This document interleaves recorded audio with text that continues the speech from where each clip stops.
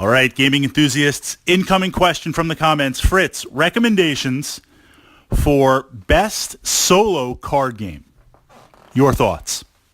Now, card games, board games, miniature games, I'm going to kind of lump them all into one character. And from the solo perspective, it's almost like I lead a dual life here, or a triple life.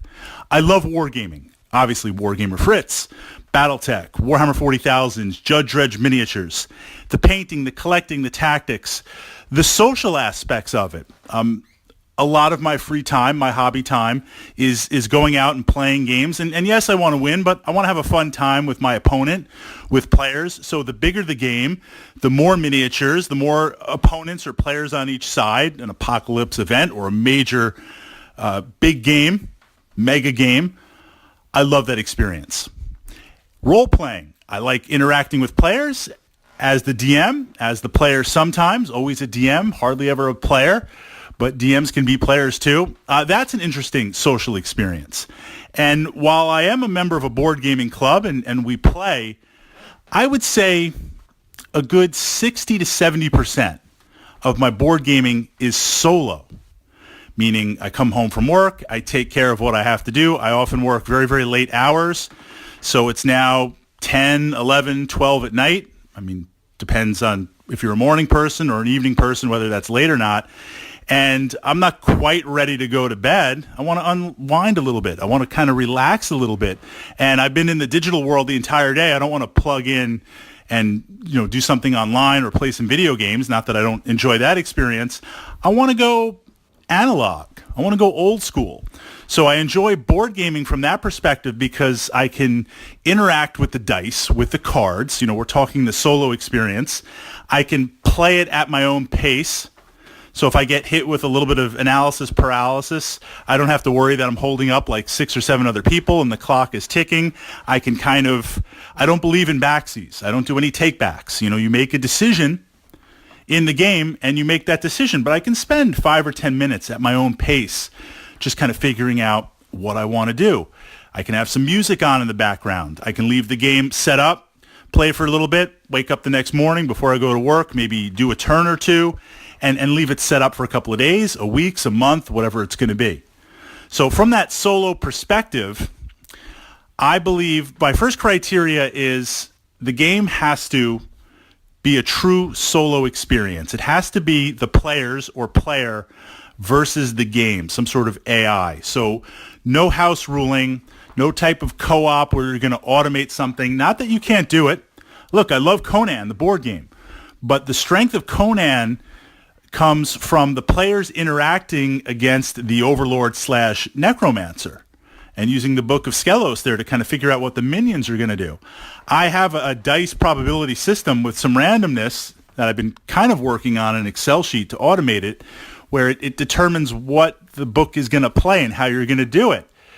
It works. It's kind of fun, but it's not a true solo engine. And I do play Conan solo once in a while to try out new tactics, but that game is mainly experienced with a group. So from a solo perspective, I want true solo AI. Something like Zombicide Black Plague. You flip the card, zombies spawn, they move, there's different interactions. It's you against the game on there. And Zombicide is a great solo game, but we're looking specifically at card games. So my first criteria in this choice is true solo AI. Second, I want it to be hard. Yes, there's some games that I say that in full disclosure, but I'm ready to freaking drop kick it across the room. But if I win, I want to win. I want to do the happy dance, right? I want to I won. I'm the best. You as a winner, right? I'm a winner up there. So I want something that's going to be hard. I want something that's going to scale up and be a true challenge. I find some games with massive, and I'm not talking about a learning curve level. There's always a learning curve, but a difficulty level, games that are insanely difficult, I find are better suited for co-op games because it's one thing to set up, to start playing, and 30 minutes in, get wiped, taken out. You do that with a gaming group, 3 or 4 people, someone's going to lose enthusiasm because they're like, well, I was giving the game a try. I want to play something else. games that are insanely hard tend to fragment a gaming group. They're maybe better off left solo. And the final piece is I want some sort of tension. I want some sort of things to escalate. Now, that's separate from the difficulty level, but I want to feel like I'm up for a challenge. And I want it, this is important, this plays into my criteria for this, I want it to come in different waves. I want to, like, sit there, fight off a challenge, and then have a moment to regroup, to rest, to figure out the next strategy. I like games that pace themselves in that.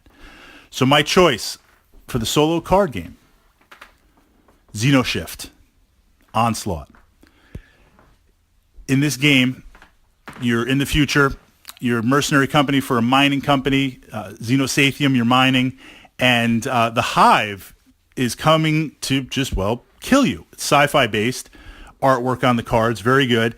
It's a base defense. It's a lane defense game.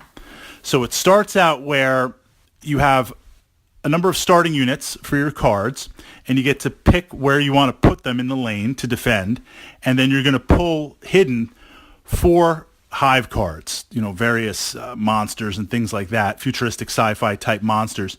And they're going to try and chew through your lane. If they make it through your lane, they attack the base, and your base has a certain number of hit points. You lose those hit points, or health points, hit points. You lose the game. Now, what's interesting is there's a little bit of deck management in here, in that at the start of the game, you can gain access to certain tech, a command post, an armory, some sort of science lab. That's going to give you some free items. That's going to reduce the cost of certain items. That's going to upgrade certain items.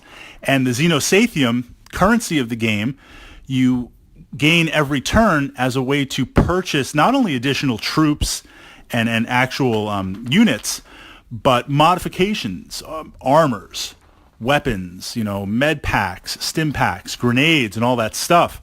So you're managing this armory hand real time. Every wave gets tougher and tougher. You have to survive 9 waves. And, you think like, oh, well, wave 1 is just like an intro. It's going to ease you into the game. This is like, boom, wave 1 took out like all your units in half your base. You're like, am I going to go 9 rounds with this? Not only are certain synergies and cards and interactions that you have to find, but you cannot be asleep playing this game. And as the waves escalate, the Hive bugs get more powerful and potent, and there's a boss bug, no spoiler, at incorporating into every wave, but you're also escalating your units from, say, militia to rangers to power suits to paratroopers and kind of all the way up, so your units get more and more powerful. It has the tension, it has the solo. After you survive a wave, I find it's a great game to set up, fight off a wave or two, strategize, and then call it an evening. Come back the next day, play a little bit more, think about what you're going to do. The pace is very easy to control, but it builds up. Can I survive another wave? Okay, I survived a wave. I have a moment pause. All right, what equipment am I going to buy? What am I going to play? What am I going to utilize? And out of all the games that I enjoy playing solo, this fits those criteria. Can't recommend it enough. It's a card game, so it's portable, sets up relatively quick, breaks down relatively quick. And the irony being, you can play multiplayers on it and help out each other and kind of exchange stuff. Anytime I've tried to play this game multiplayer, it's kind of fell flat because it is so difficult. It's probably one of the hardest games that I own playing. That and Dungeon Quest, right? Dungeon Quest, first tile, you fall down a pit, you're dead. What? Okay, restart. Go through. I'm in a room that spins for 3 or 4 turns. I'm locked in. The dungeon closes. You're dead. Okay, next turn around. Okay, 5 tiles in. Secret passage, go down it. I'm lost. You're dead. Right? I mean, certain games you go in. I think Dungeon Quest is what? A 15% survival rate in the game. So at any given game, if you halfway know what you're doing and you're halfway employing strategies, you're going to have a 15% survival rate. That's pretty crazy. But even with Dungeon Quest, you feel like, okay, look, I'm going into a dungeon. Dungeon Quest, you're going into a dungeon to rob this dragon's treasure hoard and get out before the dungeon closes.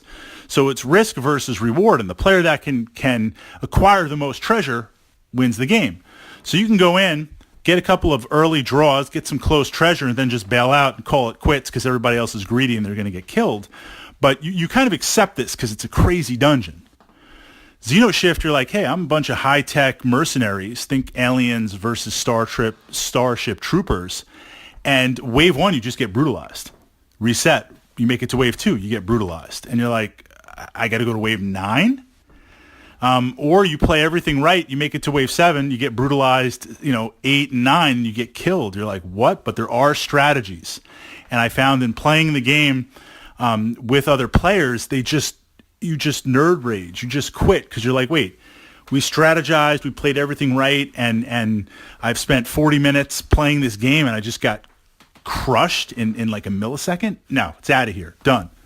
But the solo experience, it works. And the combination of, no spoilers, but the different hive monsters that you're going to face with the different troop choices, with the different equipment, and the equipment is random at the start of the game.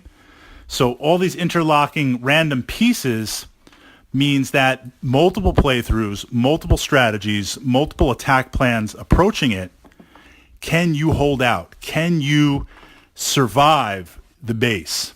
That is my recommendation specifically for a card game, number 1 solo game.